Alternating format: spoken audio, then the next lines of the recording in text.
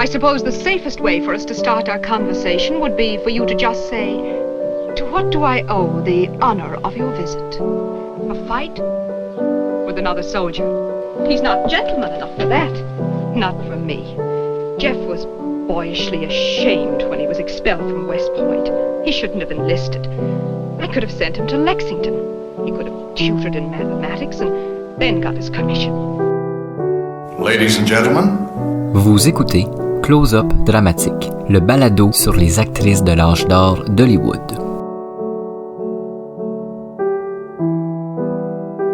En mars 1957, l'une des actrices les plus distinguées d'Hollywood, Maureen O'Hara, se retrouve dans un scandale improbable. Le magazine Confidential publie que la célèbre actrice aurait été prise en flagrant délit de passion en pleine salle de cinéma. Des faits qui remontent à plus de 4 ans. Mais est-ce que cette histoire est vraie ou inventée de toutes pièces?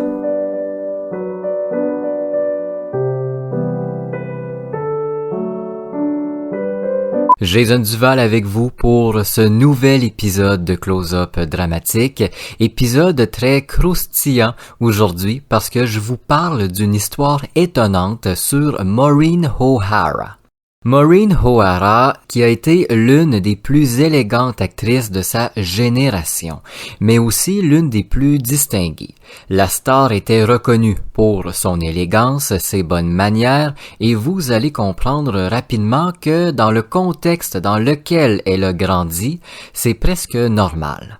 En 57, elle sera accusée par un drôle de magazine à sensation d'avoir fait du necking en pleine salle de cinéma. Évidemment, cet article va rendre très en colère l'actrice qui va poursuivre le magazine en question. Cette poursuite va être des plus rapides, possiblement le procès le plus court de l'histoire. Vous comprendrez pourquoi un peu plus tard. Mais avant de vous raconter ce possible faux scandale, qui est Maureen O'Hara et surtout pourquoi une telle histoire est étonnante à son sujet. Maureen O'Hara naît en Irlande dans une famille très aisée. Sa mère, Marguerite Lilbom, est une ancienne cantatrice connue irlandaise. Très tôt, elle va inculquer les bonnes manières, mais aussi l'élégance de bien se tenir à sa jeune fille. Le bien paraître est plus qu'important pour Marguerite. Très très jeune, Maureen va avoir une diction quasi parfaite, encore une fois grâce à sa mère qui la pousse constamment à bien parler. Pendant plusieurs années, la fillette va vouloir devenir comme sa mère, une chanteuse lyrique. Malheureusement, même si elle avait tout le vouloir du monde, c'est pas vers ça que la vie va la diriger. Charles Fitzsimons, le père, gère l'une des entreprises les plus connues de la ville, mais est aussi le propriétaire de l'équipe de soccer, les Shamrock Rovers. Vous comprenez là que Maureen est très très tôt initiée aux soirées mondaines où le moindre écart de conduite est critiqué et très très mal vu. Une diction et des bonnes manières qui se doivent d'être presque parfaites parce que la famille fréquente les clubs les plus sélects de la ville. Quand elle arrive à Hollywood dans les années 30, sa beauté et son élégance devenue naturelle fascinent à la fois le public et les producteurs imposants de l'industrie du cinéma. Dès son entrée dans la cour des grands, à peine 18 ans, Maureen O'Hara est une immense star. En 38, elle apparaît dans La Taverne de la Jamaïque, dirigée par nul autre que Alfred Hitchcock. L'année suivante, elle joue Esmeralda dans Quasimodo et c'est à partir d'ici que les fans de cinéma tombent follement en amour avec l'actrice. Dans les années 40, elle va devenir une immense star qui se tient loin des scandales. On parle beaucoup de la femme, mais surtout de ses bons coups. Elle est très impliquée pour aider les familles appauvries pendant la Deuxième Guerre mondiale. Et dès le début des années 50, elle devient synonyme de femme parfaite. Jusqu'en 57, aucun scandale est venu embêter Maureen O'Hara. Faut dire aussi que la célèbre actrice ne boit pas, n'accumule pas les relations amoureuses complexes et n'est pas du tout le genre à faire des caprices sur les plateaux. Elle se tient loin aussi des coins obscurs d'Hollywood et de ses personnalités moins fréquentables. Elle se tient loin des gangs de rue et des criminels que certaines stars peuvent aimer fréquenter. Mais en mars 1957, le magazine Confidentials publie C'était le spectacle le plus chaud de la soirée, un article où on raconte que Maureen O'Hara aurait été prise en flagrant délit de tendresse en plein cinéma. Think of a more glamorous way to start our festivities here at this most glamorous of all nights for Hollywood than having one of the truly glamorous stars of our city. It's Maureen O'Hara. Maureen, a pleasure to greet you. Well, thank you very much, Mr. Comfy. I understand. Please call me John. All right. I understand you've just returned home from an extensive tour around the country. Yes, I was on tour for Metro-Goldwyn-Mayer for the picture Wings Hello, of John. the Eagles, which I made. Hello, Maureen, how are you? Sure, and what are you discussing? We're discussing Maureen's new picture, The Wings of Eagles, is it? Oh, you That's are, right. This is the life story of, who was it, the Of writer? She can't think of anything right now. You know why? Why? It's always suspicious when I hang around, you know? That was just an excuse, all this business about the wings of the Eagles and all that. Maureen O'Hara, to get you down here, because true daughter of the Emerald Isle and great motion picture star tonight, this is your life. Maureen O'Hara, how about that?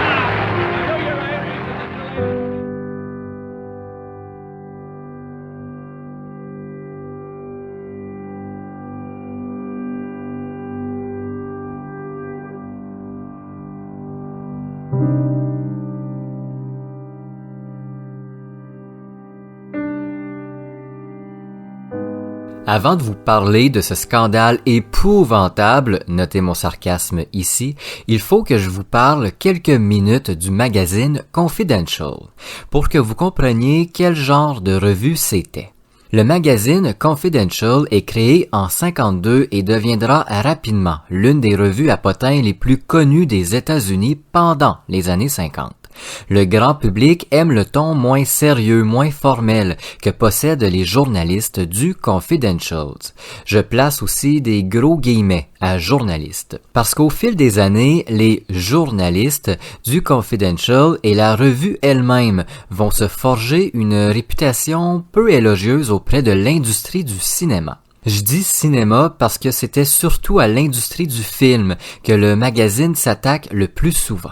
Ceux qui travaillent pour la revue à potins sont pas nécessairement des vrais journalistes qui ont étudié pour devenir reporters.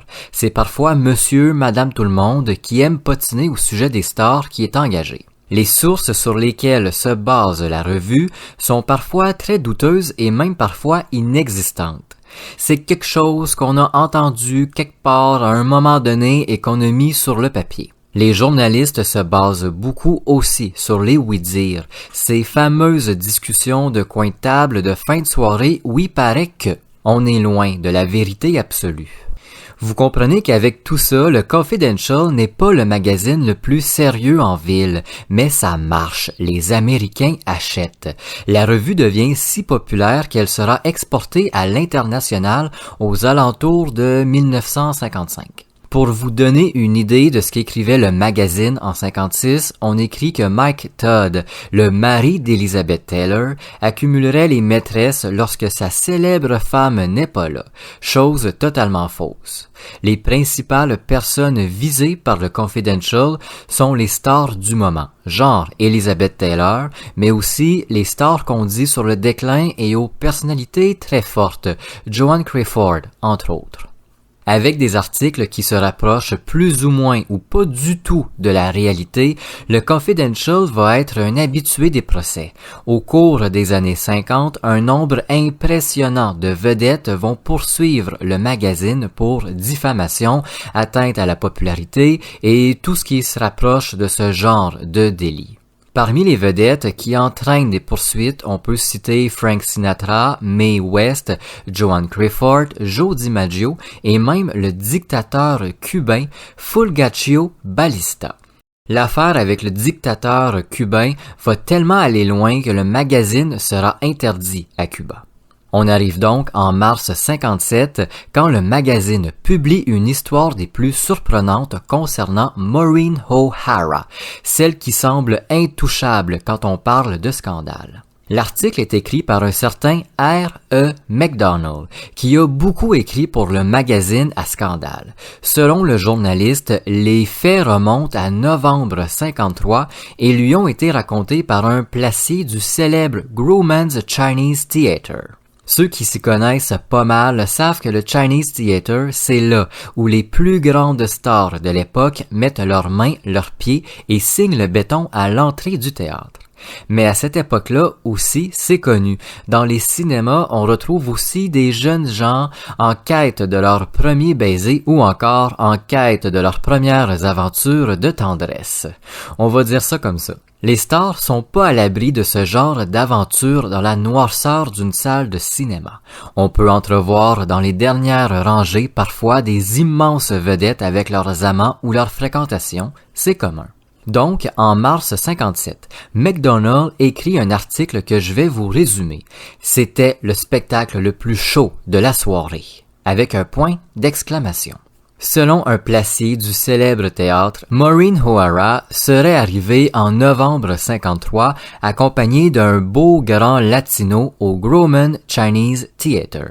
Maureen était très élégante et fidèle à ses habitudes et à sa réputation, très gentille, polie et distinguée. En entrant dans le théâtre, elle aurait murmuré à l'homme qui l'accompagnait qu'elle espérait qu'il allait passer une excellente soirée en sa compagnie. Le placier les aurait alors emmenés dans l'une des salles où le couple aurait pris la direction du fond de la salle, vers la rangée C.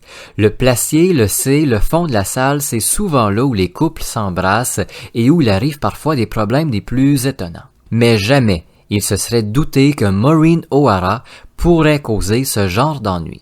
La soirée est très tranquille. Dans la salle, il n'y a pas beaucoup de spectateurs. Même qu'elle est presque vide, selon ses dires. Peu après le début de la projection, l'homme reçoit une plainte d'un autre homme qui lui laisse savoir qu'au fond de la salle, un couple respire très fort. Le placier sort alors sa lampe de poche et se met à chercher le dit couple dans l'obscurité. À sa grande surprise, il retrouve Maureen O'Hara, étendue sur la largeur de 3 bancs, couchée sur l'homme qui l'accompagne. La jupe de l'actrice est légèrement relevée et sa chemise déboutonnée à moitié. Même chose pour l'homme qui a son torse presque entièrement dévoilé. Surpris de voir la lumière sur eux, le couple se ressaisit rapidement et Maureen explique que son ami a récemment eu une double pneumonie et qu'il a parfois de la misère à respirer. Maureen était simplement en train de l'aider à retrouver son souffle. Une explication assez loufoque, on va se le dire. Le placier fait pas de cas avec tout ça, bien qu'il doute sûrement de l'histoire de Maureen. Il les avertit avant de regagner sa position à l'entrée de la salle.